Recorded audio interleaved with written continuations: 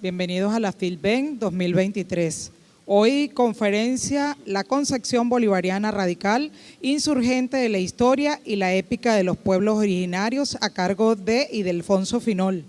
Ildefonso Finol es un político, economista, historiador, escritor zuliano, fue miembro de la Asamblea Nacional Constituyente en 1999, es miembro de la sección venezolana de la Asociación de Historiadores de América Latina y del Caribe, se ha especializado en el tema de la historia bolivariana, en historia y descolonización. Bienvenido, Ildefonso Finol, a este FILBEN 2023. Muchas gracias, Magali. Dar las gracias a FILBEN por esta oportunidad. Siempre digo que los libros son motivo de una fiesta y la FILBEN, tomando en cuenta el enorme esfuerzo que el país está haciendo para mantener esta fiesta de los libros, creo que el elogio y el logro y los méritos de este evento se triplican, porque este es un ejercicio de resistencia, es un ejercicio de combate de las ideas y es un ejercicio de soberanía. Por eso celebro grandemente esta FILBEN aquí en Maracaibo en el marco de la conmemoración de los 240 años de natalicio del libertador Simón Bolívar y el bicentenario de la Batalla Naval del Lago. Quiero darles a todas y a todos la bienvenida, saludar muy especialmente y dar la bienvenida a nuestros ilustres camaradas visitantes, Luis Brito García, Reinaldo Bolívar, entre otras personas magníficas que están haciendo grandes aportes al combate de ideas y a la construcción del mito eterno de la nacionalidad, de la venezolanidad originaria y africana. El título, el micrófono está fallando, ¿no? Está bien. El título, como ustedes ven, es un poco rimbombante, ¿no? Y la verdad es que es una provocación, fue a propósito. Porque yo suelo llamar a nuestra concepción de la historia, historia bolivariana. Pero las personas con las que compartimos este proyecto, de esa nueva manera de encarar la historia, de asumir la historia, también la llaman insurgente, otro pensamiento decolonial. Y también le agregamos el calificativo radical. ¿Por qué la historia bolivariana radical insurgente? Preparé unos apuntes, tal vez sea un poco incómodo en el formato de la actividad leerlos, pero quiero compartir con ustedes que hay una concepción bolivariana de la historia. Bolívar dejó señales, algunos mensajes nítidos y otros reflexiones para que nosotros lo sigamos enriqueciendo, lo sigamos trabajando. Esas señales, por ejemplo, están en aquella carta del 11 de abril de 1828 a José María Castillo, cuando le dice: todo el cuerpo de la historia enseña que las gangrenas políticas no se curan con paliativos. O, por ejemplo, el ejercicio que hace Magdalena Perú en 1825 sobre la enseñanza de su sobrino y dice: la historia, a semejanza de los idiomas, debe principiarse a aprender por la contemporánea para ir remontando por grados hasta llegar a los tiempos de la fábula. Y fíjense que en Bolívar toda praxis revolucionaria tuvo como sustento un enorme ejercicio de memoria histórica. ¿O qué significó aquello de 300 años de calma no bastan? Estaba resumiendo 3 siglos en una propuesta, cuestionando aquellos 3 siglos y proponiendo la respuesta liberadora. Y por ejemplo, ¿qué significan algunas señales que Bolívar nos envía desde la Carta de Jamaica? Cuando dice: la China no envía a buscar mandarines a la cuna de Gengis Khan que la conquistó. Dejo ese mensaje para que lo reflexionemos. Bolívar hablando el 6 de septiembre de 1815 de China. Y fíjense el mensaje. Tormentos que padece desde su descubrimiento hasta estos últimos periodos, refiriéndose a nuestros pueblos, contra el colonialismo invasor. Bolívar en esa carta hace honores a algún teórico que discutió, que criticó el proceso de conquista y de colonización española. Fíjense, a Bartolomé de las Casas. ¿Por qué no elogió a Sepúlveda? Aquí hay una concepción, una mirada particular, específica de la historia. Hace tal reconocimiento a esas luchas y aportes anteriores, siempre por la justicia, la igualdad en las que cree, y agradeciendo a quienes revelaron verdades históricas.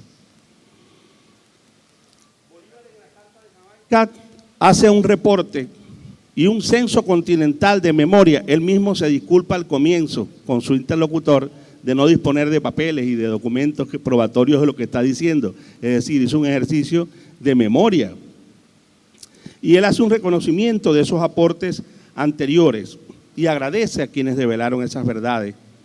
Bolívar se preocupa, hablando allí, del trato dado a los monarcas de los pueblos originarios de nuestro continente, comparándolo con el trato que recibían las monarquías españolas en los diferentes conflictos que tuvieron, que fueron muchos. Bolívar en la Carta de Jamaica dice: mas nosotros, que apenas conservamos vestigios de lo que en otro tiempo fue, y que por otra parte no somos indios ni europeos, sino una especie media entre los legítimos propietarios del país y los usurpadores españoles, poniendo las cosas en blanco y negro sobre quiénes son los legítimos propietarios del país y aquellos a los que califica como usurpadores, por lo menos monstruos, los llamó también, usando terminología lascasiana. Los americanos, y aquí llamo la atención, porque fíjense el enfoque aquel de 1815, cuando Bolívar ya estaba combatiendo el neoliberalismo. Los americanos, en el sistema español que está en vigor y quizás con mayor fuerza que nunca, no ocupan otro lugar en la sociedad que el de siervos propios para el trabajo y, cuando más, el de simples consumidores. ¿Para qué será que nos quiere recolonizar el neoliberalismo? Estas señales son las que hacen que entonces hablemos de un enfoque bolivariano de la historia. Toda la obra libertaria, anticolonial de Bolívar estuvo basada en un inmenso esfuerzo de memoria histórica. Y eso lo conseguimos en documentos, incluso en cartas, donde habla de asuntos familiares, como aquella que habla de la enseñanza de su sobrino. Y esas son las señales que nosotros tenemos hoy que reivindicar y valorizar, porque cuando me preguntan sobre la vigencia del bolivarianismo, de la doctrina bolivariana, yo digo, bueno, solamente miremos alrededor de activos que están sus enemigos, siguiendo con las calumnias, siguiendo con las falsedades, con una transnacional millonaria dedicada todos los días a desacreditar la figura de Bolívar y a cuestionar su herencia. Por algo será, por mantener toda esa de la monarquía europea hasta los centros hegemónicos imperialistas, pasando por los lacayos de Lima, Bogotá y otras capitales. Eso demuestra, en contrario, la vigencia más que nunca de la doctrina bolivariana, lo más temido y odiado por el imperialismo. Y en otros textos, Bolívar también habla del asunto. Fíjense que él relaciona, como algún teórico contemporáneo de la historia, aquello de que toda historia ocurre en una geografía. Bolívar es un gran hombre de la geografía, del paisaje. Él siempre está en vibración chamánica con el paisaje, por eso no es casual su delirio predictivo en Casacoima o en el Chimborazo. Primero el suelo nativo que nada. Él ha formado con sus elementos nuestro ser. Nuestra vida no es otra cosa que la esencia de nuestro pobre país. Allí se encuentran los testigos de nuestro nacimiento, los creadores de nuestra existencia y los que nos han dado alma por educación. Los sepulcros de nuestros padres yacen allí y nos reclaman seguridad y reposo. Esta es una carta a Andrés Santa Cruz, Popayán, el 26 de octubre del año 26. Fíjense la conexión telúrica y cómo Bolívar es uno, como lo fue Chávez en su momento, que desde la conexión telúrica y sensible con la sociedad construyen la épica. Fíjense esta definición que yo llamo mucho la atención sobre ello. Hoy que tenemos que rediscutir el concepto de lo humano. Llamo humano lo que está más en la naturaleza, lo que está más cerca de las primitivas impresiones. Carta a Esteban Palacio, una carta, por cierto, muy hermosa que él hace a su tío cuando regresó a nuestra patria desde Cusco. El Cusco maravilló mucho a Bolívar, allí dictó decretos importantísimos sobre los derechos de los pueblos originarios. Bolívar está aquí vibrando con la sensación que le produce y el impacto en su intelecto, en su alma, la cosmovisión de los pueblos originarios basada en la veneración por el ancestro, en la ética ecológica profunda, radical, y en una nueva visión de la propiedad, que no es la propiedad esclavista, feudal ni capitalista, sino aquella que crea el equilibrio entre el buen vivir y el bien común. Fíjense que a partir de estas fechas, Bolívar comienza a usar de manera frecuente el concepto del bien común. ¿Por qué decimos radical cuando pedimos construir ese enfoque necesario de nuestra historia? Estamos hablando de la concepción de lo radical con el maestro Andrés Bello.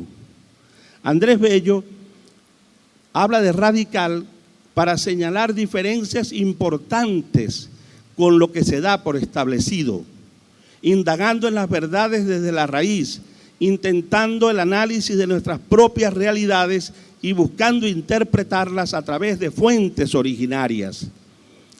Radical no en la acepción de la propaganda occidental, que homologa el término a extremista, no.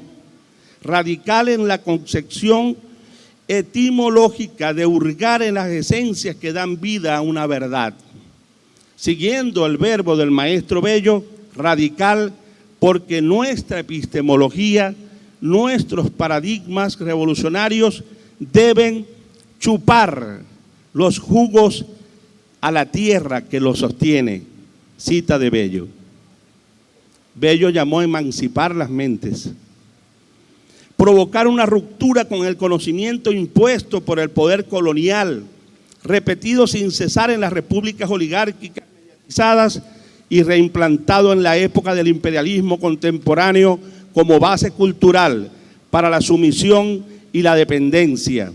No es una tarea menos exigente que la confrontación política directa contra la opresión del capital monopolista de apetencias.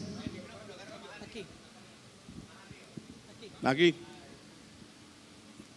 Gracias, me lo hubiera dicho al comienzo.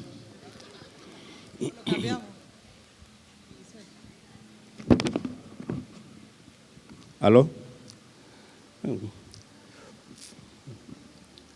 Fíjense que estas ideas de Bello, esas como tantas verdades nuestras, de nuestro pensamiento original, fundante, que están expresadas, por cierto, en la silva, la poesía y la silva, la agricultura de la zona tórrida, que es un documento fundamental, más allá de su belleza poética, a la defensa y el arraigo por el territorio, como dice él, donde nuestra existencia chupa las sabias de la tierra. Esas ideas fueron recogidas posteriormente, por ejemplo, por José María Gutiérrez en su texto de la poesía y elocuencia de las tribus de América y otros textos. Dice, los historiadores primitivos de América no se manifiestan muy solícitos en indagar el estado de civilización en que se hallaban los habitantes de esta nueva parte del mundo en el momento de su descubrimiento. Oye, hay un grupo saboteando por allá haciendo ruido, ¿eh? Por favor, alguien que les diga que se calmen, allá también. Creo que son parte de los organizadores. Convinieron en considerarlos como bárbaros y tomaron sus creencias por supersticiones aconsejadas por el demonio, sus idiomas como medios imperfectos y desapacibles de comunicar las ideas, y sus ciencias y artes como productos de una civilización condenada a desaparecer por la conquista.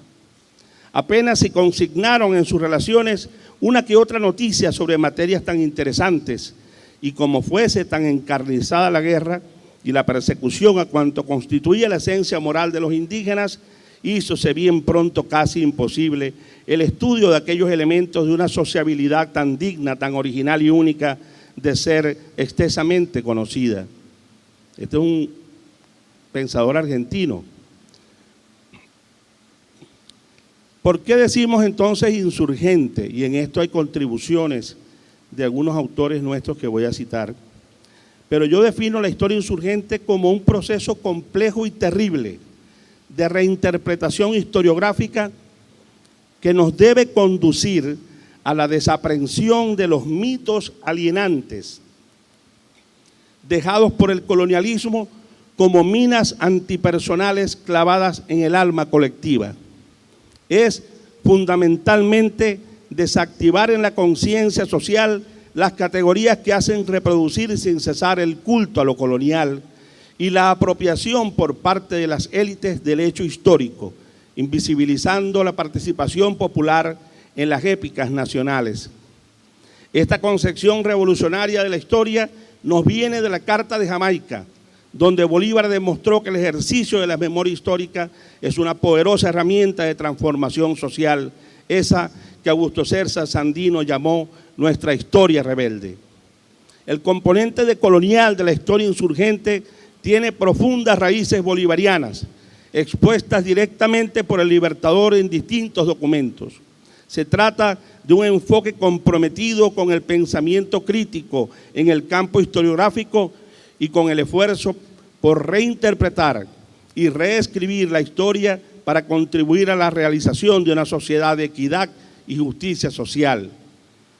Estoy citando en este párrafo a Luis Pellicer. La historia insurgente se compromete con los oprimidos y vencidos, entendiendo que lo pasado se encuentra en el presente y que se debe reescribir la historia, pues no se trata de un fósil petrificado.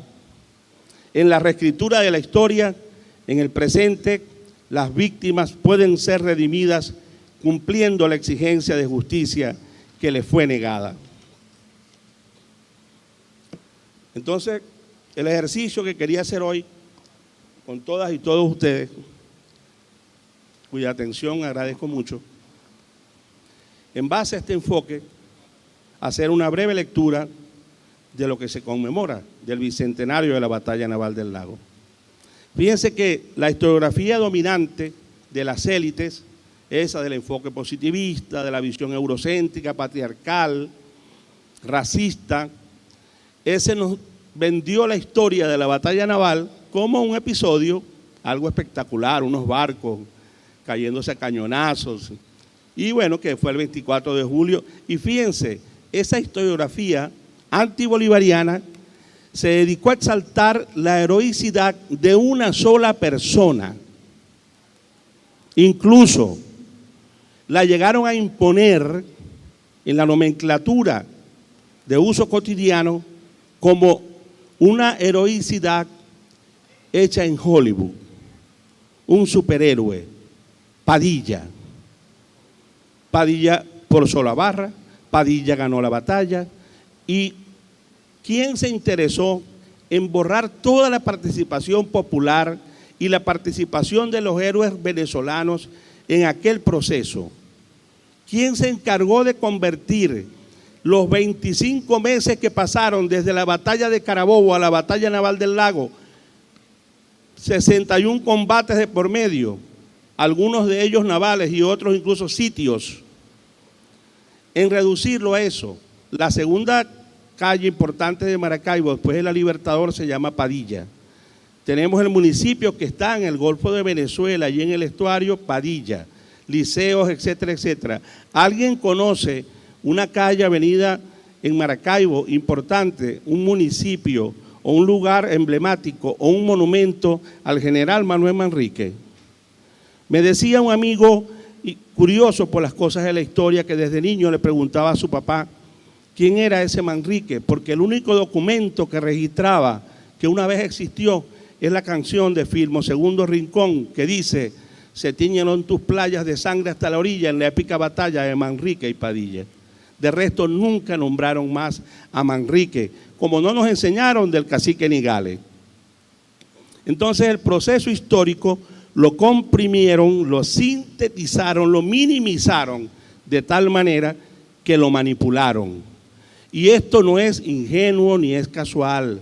Fueron los intereses antibolivarianos que se impusieron a través de los gobernadores que enviaba Páez, uno de ellos, Juan Antonio Gómez, aquel que envió la carta de felicitación y de alegría por la muerte del Libertador, gobernador de Maracaibo, impuesto por Gómez, y los oligarcas del centro del país, que eran nativos de Cúcuta, no eran ni siquiera de aquí, porque la historiografía centralista nos ha endilgado a veces, no el gobernador de Maracaibo, no, ese fue el gobernador que puso Páez y era de Cúcuta. Entonces, fíjense cómo pongo el ejemplo de Manrique ¿no? Que hasta el día de hoy, invisibilizado, negado de la historia. Un hombre que a los 15 años se sumó al movimiento revolucionario en su natal San Carlos de Cojedes. Un muchacho que ya estuvo en la retirada admirable de 1814, cuando Urdaneta salvó los restos del ejército y los llevó, los replegó a Ocaña, que Bolívar le envió una carta en octubre cuando se enteró diciendo que con esa acción había salvado a la República, que si otra vez volvía a ser libre era por ese ejército que Urdaneta había salvado. Ahí estaba Manrique, un muchacho. ¿Y quién fue el héroe de Carabobo, que también fue héroe en la campaña del Zulia de 1823? Porque si vemos a la batalla del Lago como continuación de Carabobo, no pueden ser unos caballos los que simbolicen esa continuidad.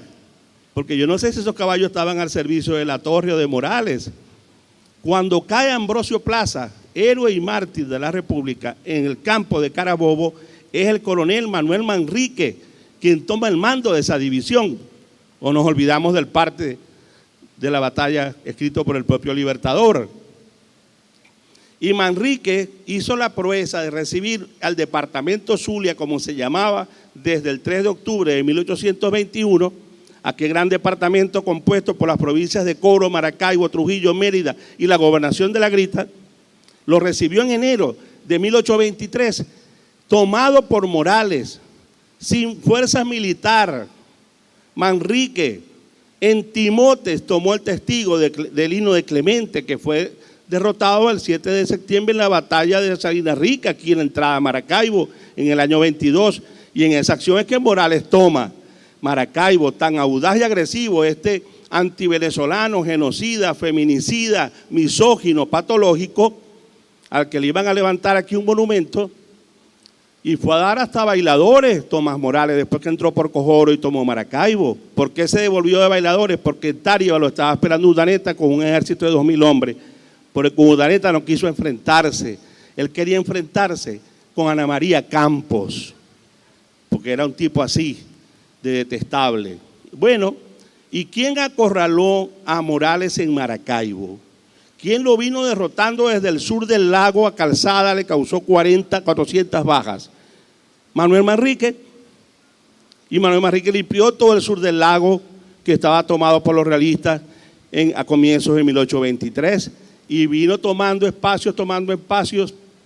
Se vino en bongos con tropas desde Tomoporo, desde La Ceiba, desde Gibraltar. Y fue atacando a los realistas de Morales al punto que solo les quedó la ciudad de Maracaibo. Cuando logramos liberar Coro, Subleg envió una fuerza de 1.000 hombres para que le sirvieran bajo las órdenes de Manrique, y lo cercamos por el oriente.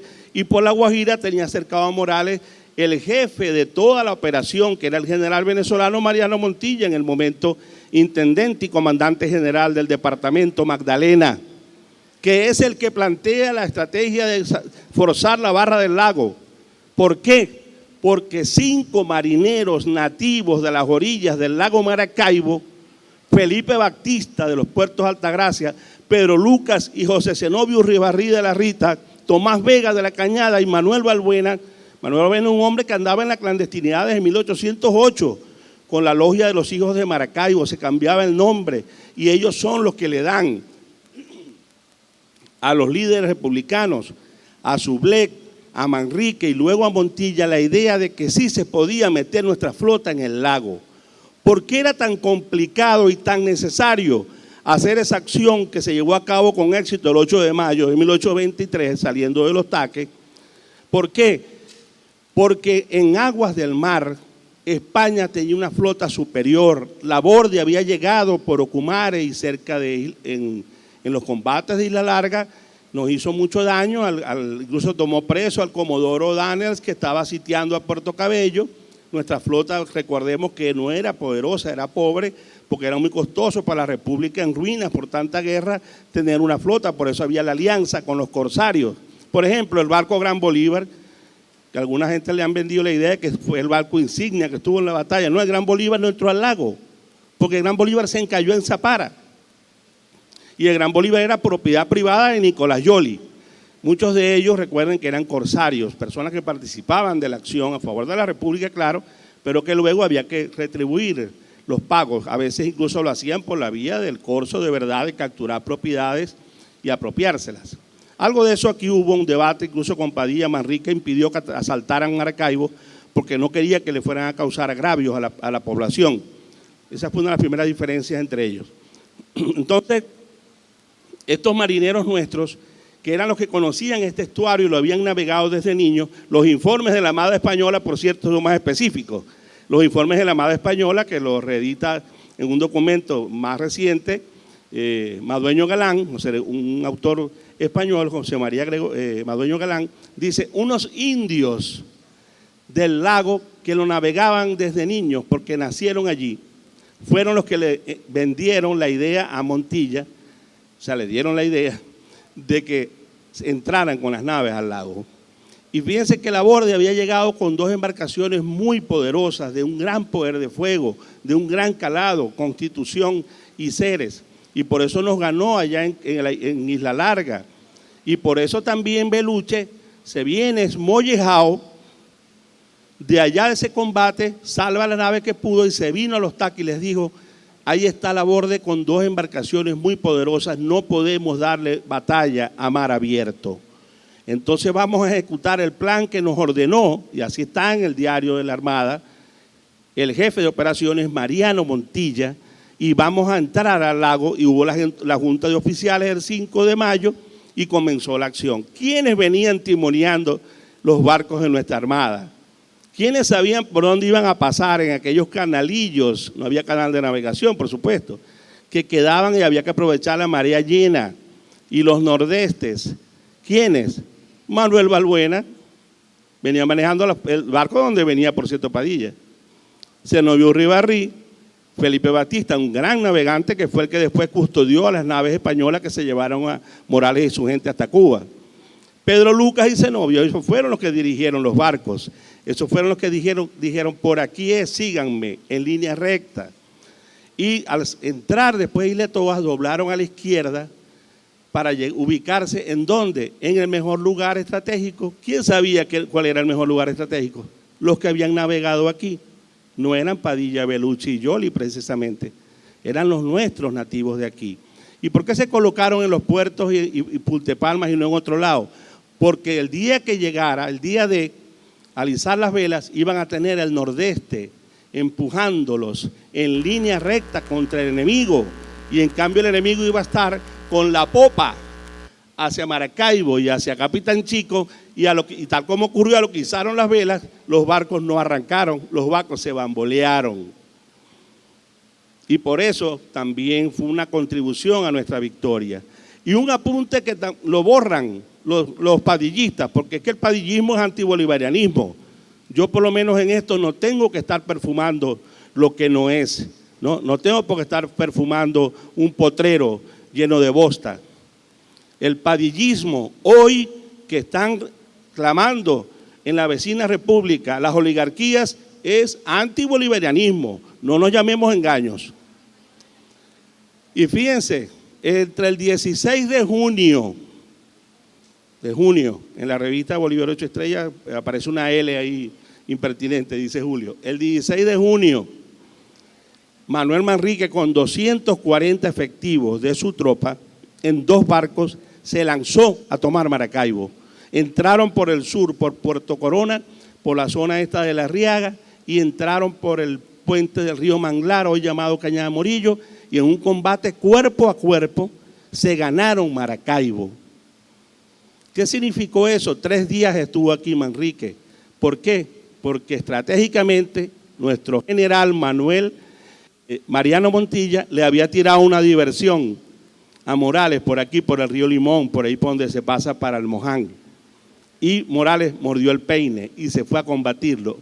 Manrique tomó la ciudad. ¿Saben qué hizo? Le vació las despensas, le dio un golpe mortal a la logística realista. Y otro que fue mucho más determinante, destruyó la batería artillada que tenían en el puerto. El puerto en manos de los realistas quedó sin cañones en la orilla. Los que no lograron explotar los tiraron al agua.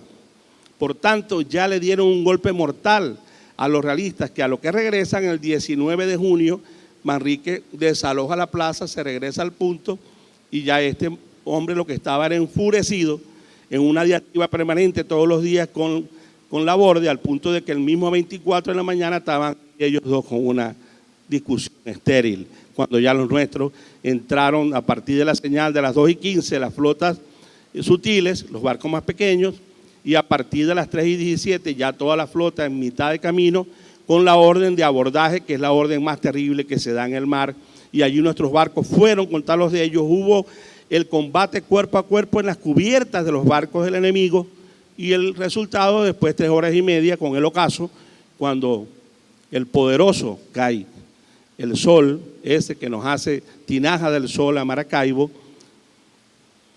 cayó Realista, cayó la Morales, y así como expulsamos en mayo de 1533 al primer gobernador colonial, Ambrosio Alfinger, que cayó en combate por las flechas del pueblo barí en el sur del lago, porque no se pudo establecer en nuestras orillas del lago, porque el pueblo añú le destruyó su campamento, que la burguesía dice que fundó una ciudad, y era un campamento militar, la primera base militar en territorio venezolano, y se lo destruimos.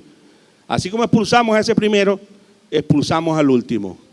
Y el que venga, estamos listos para combatir, porque la patria no se entrega, la patria se defiende. ¡Viva Venezuela! ¡Viva la República Bolivariana de Venezuela! ¡Viva el bolivarianismo! El bicentenario de la batalla naval, el natalicio del más grande hombre de la historia, Simón Bolívar. Gracias. Gracias, Ildefonso, profesor Ildefonso, amigo de referencia y amigo de estas andanzas, ¿no? Nos sentimos en un espacio para la conspira, pero la conspira posible de la reconstrucción o del cambio de lo que tiene que ser esa historia, con todos estos señores invitados. Gracias, conferencia, la concepción bolivariana radical, insurgente de la historia en la épica de los pueblos originarios, y al profesor Ildefonso Finol. Muchas gracias a ustedes invitados, a los que vienen de la capital, a ustedes, gracias a cada uno de ustedes y continuamos.